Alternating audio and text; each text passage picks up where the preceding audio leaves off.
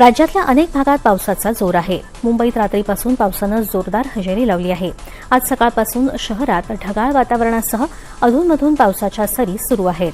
ठाणे, कल्याण, भिवंडी, मुरबाड, शहापूर आणि नवी मुंबई परिसरात काल रात्रीपासून मुसळधार पाऊस सुरू आहे। या पावसामुळे नागरिकांना उकाड्यापासून मोठा दिलासा मिळाला आहे। नवी मुंबई जुईनगर स्थानकाजवळ सायन पनवेल महामार्गावर पाणी साचल्यामुळे वाहतुकीवर परिणाम झाला आहे। सुमारे 2 ते 3 किलोमीटरपर्यंत वाहतूक कोंडी झाल्याचं वृत्त आहे।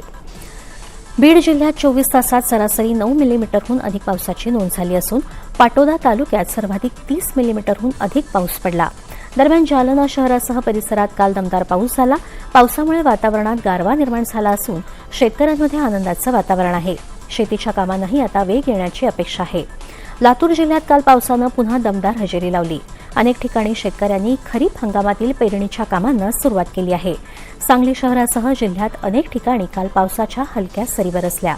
तर येत्या 24 तासात कोकण, मध्य महाराष्ट्र, मराठवाडा आणि विदर्भातल्या काही भागात विजांच्या कडकडाटासह जोरदार पावसाचा अंदाज हवामान विभागानं व्यक्त केला आहे। रायगड, रत्नागिरी, सिंधुदुर्ग, सातारा आणि कोल्हापूरच्या घाट परिसरासाठी आज ऑरेंज अलर्ट देण्यात आला आहे।